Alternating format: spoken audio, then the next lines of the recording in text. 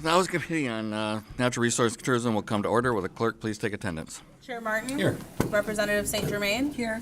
Vanderwall. Present. Outman. Here. Hoadley. Here. Johnson. Here. Preston. Here. Bonak. Here. Fairbairn. Here. Wertz. I've been here since 12:01. McFall. Here. Scott. Present. Weiss. Arbit. Foreman. Myers Phillips.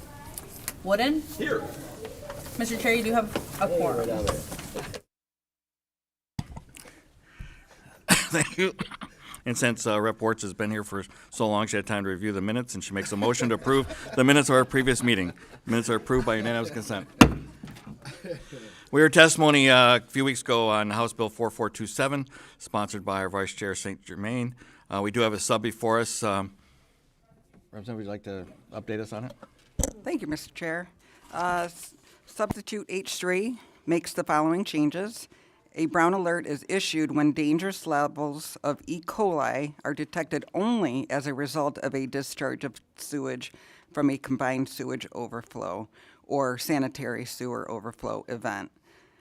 Secondly, the definition of dangerous levels of E. coli is the level that is considered dangerous for swimming, or 300 E. coli per 100 millimeters. That's it. Rep. St. Germain makes a motion to adopt H3 sub. Clerk will take the roll. On the motion to adopt the substitute, Chair Martin. Yes. Representative St. Germain. Yes. Vanderwall. Yes. Outman. Yes. Hoadley. Yes. Johnson. Yes. Preston. Yes. Bonak. Yes. Fairbairn. Yes. Wertz. Yes. McFall. Yes. Scott. Yes. Weiss. Arbit. Foreman. Myers Phillips. Yes. Wooden. Yes. Mr. Chair, you have 14 yeas, 0 nays, and 0 pass. The motion does prevail. Rep. St. Germain makes a motion to report the bill as H3 sub. The clerk will take the roll. On the motion to report, Chair Martin. Yes. Representative St. Germain. Yes. Vanderwall. Yes. Outman. Yes. Hoadley. Yes. Johnson. Yes. Preston. Yes. Bonak. Yes. Fairbairn. Yes. Wertz. Yes. McFall. Yes. Scott. Yes. Weiss. Arbit. Foreman. Myers Phillips. Yes. Wooden. Yes. Mr. Chair, you have 14 yeas, 0 nays, and 0 pass. The motion does prevail. House Bill 4427 reported as H3. We're going to have let me read the cards in for this before we move on. David Lawson, Huron River Watershed Council, not wishing to speak, supports the bill. Megan Tinsley, Michigan Environmental Council, not wishing to speak, supports the bill. We have several members. We have many, many things in motion today. So we have some appropriations that are still happening. So some members will be leaving. Don't let that interrupt your presentation. At this time, and we do have a little compressed time. I think you're aware of that. So we now have a presentation on Circular Economy by Dr. Rex Lamore, Director of Center for Community and Economic Development at Michigan State University, along with Samantha Truesdell, Enterprise Sustainability Manager at Whirlpool Corporation. Welcome. You may, yep.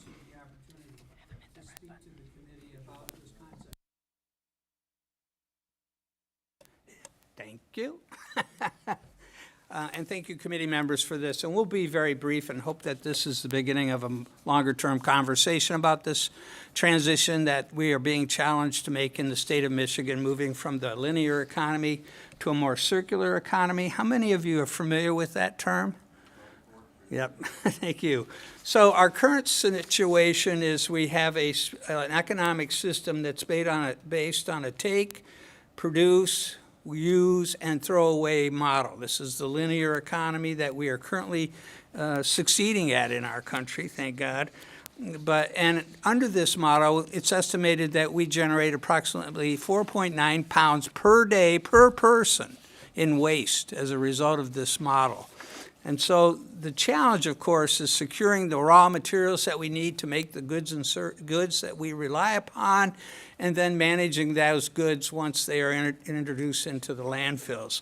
So an alternative paradigm that is getting traction not only here in the United States and in our industry, but also across the globe, is called a circular paradigm.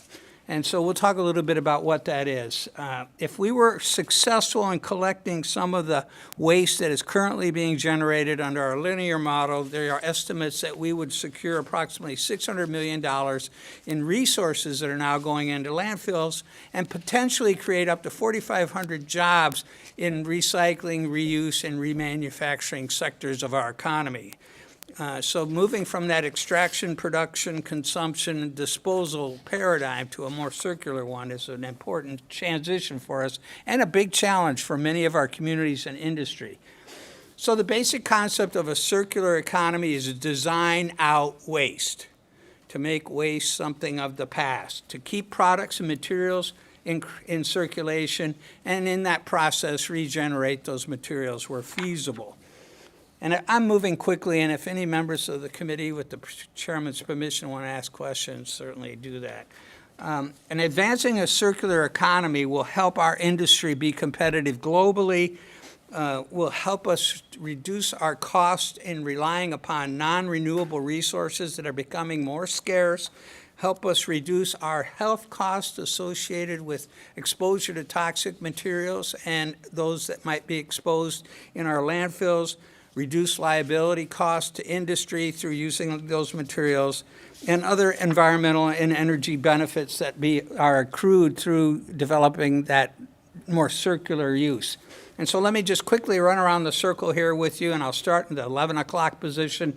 We design with the end use of the product in mind, right? And then the consumers who are very much interested in these types of products purchase those goods. At the end of the useful life of the product, there's a collection process put in place. It could be recycling. It could be an industry that wants you to take back that material. There's a challenge in sorting the material, and we see this in the plastics materials quite a bit. How do we sort out those that we can recycle from those that we can't? To the reprocessing the materials, to the end markets again, and then back into the production cycle. So this is the objective of a circular economy, to move to this more circular paradigm. At Michigan State University, we've been anticipating this challenge. Many of my colleagues across the campus, and this is a diagram, and I know you have this handout before you. You can see the multidisciplinary character of the faculty across the campus and the student body that want to learn more about this, who are conducting research, supporting industry partnerships and outreach around this. And this ranges from everything from our supply management folks to our physics, to our engineering, to our social scientists, to our chemical engineers. There are over 80 faculty who have self-identified themselves as who are interested in circular economy. And I also provided you a summary directory of the names of those faculty and some of the interests that they have in this regard. So we're seeing an intellectual movement in this regard. And I'll just briefly summarize just three of our colleagues. Dr. Safran, who works on conversion of plant biomass into usable chemicals, has funding from additional sources. This is one of the other aspects of circular economy. It tends to attract other funding, particularly at the federal and global level. Dr. Bill Jen is working on a very interesting concept in terms of flexible cement. Does that sound like it might be useful? And if that has application, we might be able to see that being applied in some of our roads. And then also Dr. Agtil, a professor in civil and environmental engineering, who's looking at the challenges associated with reusing the rare metals that are in solar panels, which is extremely important as we move to more of a circular economy paradigm. We also see industry leading the way, all right? So here are some of the quotes that we grabbed from our industry partners from their web pages. Let me just highlight a couple of them. I'm sure my colleague from Whirlpool here will have things to say about how Whirlpool is moving to this. We're seeing everything from the medical industry to the auto industry to other sectors of our economy, the furniture industry, who are trying to move to this. Steelcase, for example, is moving to a reuse, recycling, remaking, and future where furniture never becomes waste. And as many of you know, Steelcase is a major employer on the west side of our state, one that we give considerable amount of concern to. Same thing with our auto industry. Ford is committed to trying to salvage and reuse materials. as much as feasible. So these are just some of the statements that we've identified on their materials regarding their commitments to advancing a circular economy. So based on our work and the growing evidence that we're seeing regarding this, we anticipate a number of outcomes: reducing material waste, right? That'd be one of the first outcomes, and obviously reducing the cost to industry to dispose of that waste. Creating and supporting a globally competitive workforce. What is happening globally is industry is being challenged to meet some of these guidelines by some of their partners across the globe, and so they're feeling this challenge. By reducing waste, we signal we may be also able to reduce noxious materials in our landfills and in our environment, mobilizing financial and other resources to support innovation and research in industry that responds to consumer demand. Consumers are pushing us in this direction, and preparing Michigan industries and our communities to compete globally, because this is happening, and it's happening right across the river in Canada. So, in closing, let me offer some suggestions that we've thought that might be helpful in your work in leading our state to a more circular economy. There's opportunities to incentivize circular economy industry processes and products through strategic economic development investments, supporting workforce development and the many jobs that are likely to be created as we move to a more circular economy, supporting state government operations in purchasing goods that have a reuse and revalue at the end of their useful life, and also extending producer and responsibility initiatives, think bottle law, that as a way of supporting reuse of materials, and then, of course, supporting institutions like Michigan State University and other institutions in our state that can bring the intellectual resources of our faculty to bear on the challenges that we're all facing in reaching this goal. So with that, let me turn over to my colleague from the Whirlpool Corporation, who I'm pleased to have here with us today, Ms. Samantha Truesdell. Thank you. Before Samantha starts, I just want to say one of the things I'm hoping to hear from Whirlpool is I just talked to biofuel type ethanol groups. Delta, to fly to Europe, has to meet certain pollution control things and use ethanol. And then what does that do for our industry? They have to do the carbon capture, may get some cost reduction because we use it more. Michigan's a good place for do that. But also the carbon dioxide they produce from the ethanol, they can use for soda pop, beer. And I just read an article yesterday, the Amazon's doing super on absorbing. And if we have some more old growth forests, we identify it absorbs more CO2. So all it kind of ties together as far as whatever the emissions are from a corporation. But the fact that they need to produce that for Delta, the industry is asking for that so they can compete. And I think Whirlpool might give us some insight to that too, of how to compete in a global market. Thank you, and you're possibly accidentally talking to the right person on that, because not Not an accident. well, not only is my official title Enterprise Circularity Manager at Whirlpool Corporation, but I also manage our environmental assets, largely related to the types of things that you're bringing up right now. So I'll focus this particular discussion on circularity. That being said, I'm happy to answer any questions related to the environmental asset side of things as well. And I'll start with what's probably a very tired joke, which is that I'm a dual degree holder from University of Michigan. I'm here supporting my friends at Michigan State today, so that right there should tell you that this is something I really believe in. So we can go ahead and get started. So as a brief, what was that? Fantastic, glad to hear it. I'm a dual degree holder also from both of the institutions. We're lucky to have great schools. Absolutely, couldn't agree more. So as a brief overview of Whirlpool Corporation in Michigan, Whirlpool was founded in Michigan in 1911. So we've been here for a little bit of time by Louis Upton, who established the Upton Machine Company, which was the precursor to Whirlpool. You can see one of these machines, which we actually have in our lobby at our global headquarters in Benton Harbor. It's pretty cool. I walk past it every day. That machine was built in 1911, and we're still standing here in Michigan. We currently employ over 2,000 Michiganders, and we've invested over $250 million since 2022 in the state. Just a couple highlights. I won't go through everything on here, but Whirlpool, we really pride ourselves on being on the front edge of sustainability, both nationally and, of course, in the state of Michigan. We established an Office of the Environment in 1970, so we were one of the first major corporations to do that. We've had a partnership with Habitat for Humanity for over 25 years now, and we're very proud of that partnership and have been working with them to have a Build Better with Whirlpool program that focuses on climate resilient housing as well as efficiency in those housing units. We were the first to have a net zero target in our industry. We have a zero waste to landfill target, which we achieved in the last year. And 100% of our energy in our U.S. manufacturing plants is now supplied via either on-site or virtual power purchase agreements for renewable energy. Did you let me go? No, you're good. Okay. So on this one, again, I won't go through everything here, but this is a highlight of our strategic initiatives. And this is a little bit different from 2024, but not too much. And what I want to highlight here is that enterprise circularity is one of Whirlpool's strategic initiatives for global sustainability. We are a publicly traded company. Our job is to produce payments to our shareholders. If this wasn't something that we believed in and we thought was important to us being a revenue generating corporation, it's not something that would be on our strategic initiatives. You can go ahead and go next. Okay. Yep. So from our viewpoint, circularity is important from a number of perspectives. We've had this circularity diagram for the past couple of years now. We have optimizing the lifetime of our products, optimizing the efficiency in use, which is upwards of 90% of our emissions is related to those appliances in use. So that's everyone here that's using a Whirlpool appliance. That rolls up to us in our emissions. So we are very responsible for how those use both energy, water, etc. And then also making sure that when those appliances reach the end of their useful life, they're being disposed of responsibly.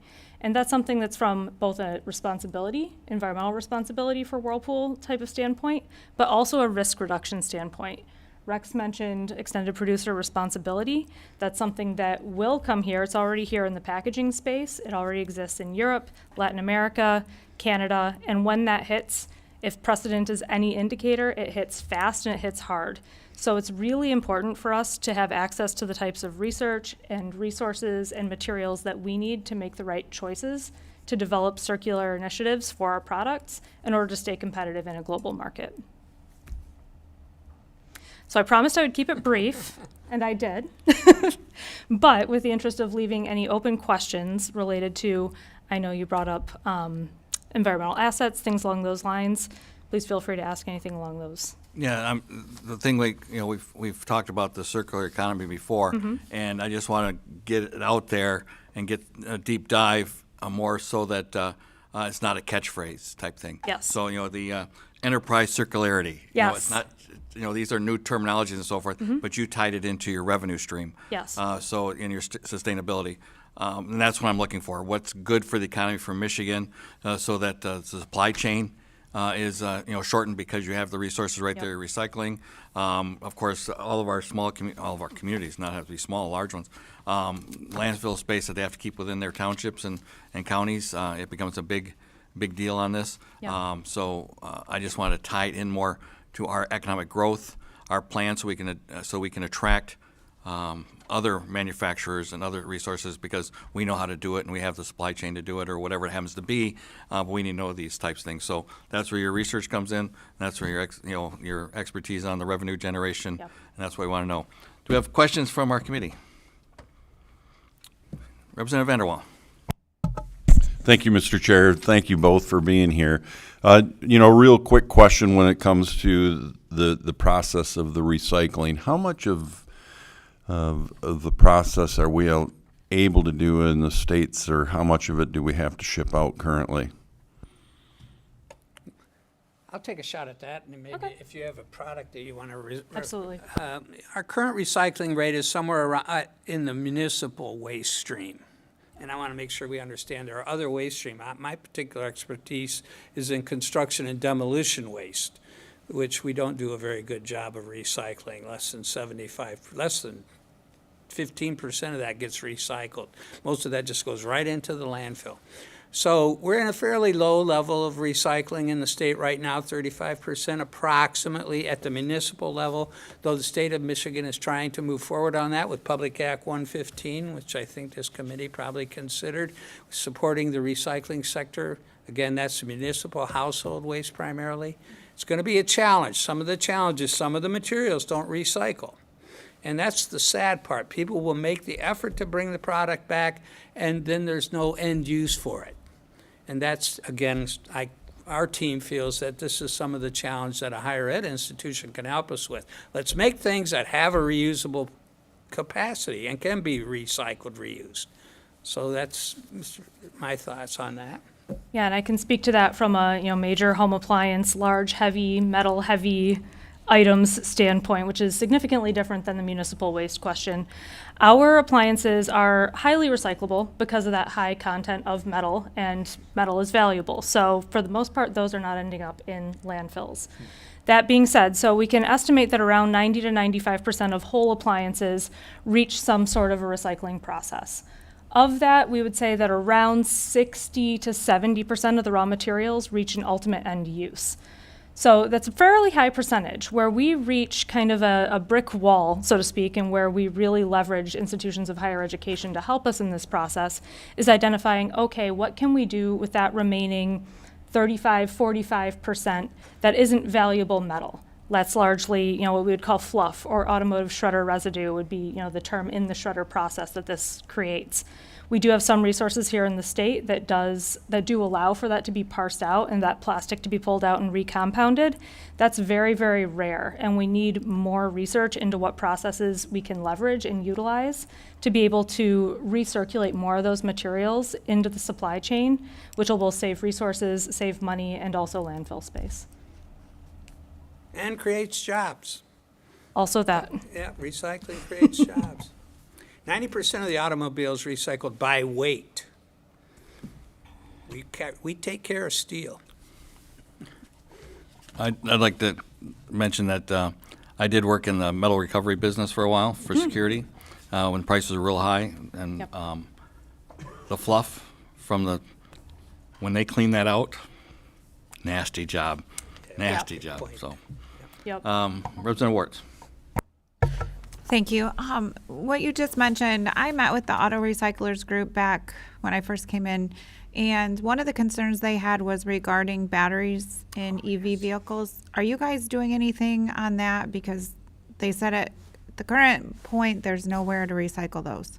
That is a challenge. Secondary markets are a challenge in many sectors of the reused materials economy, and the electronics and batteries are part of that challenge. And we're trying to, Professor Ancto in particular is looking at battery. We have faculty that are utilizing molecular critters, I guess I'd call them, that are starting to eat up some of this materials that might be able to reuse and recycle. I mean, that's the kind of scholarship that needs to occur, particularly in batteries and solar panels and other electronic elements, where we need to really try to recover those particularly rare metals. So some of that is occurring. It's a challenge. We're not there yet, but we're looking at it, and with support, we can get there.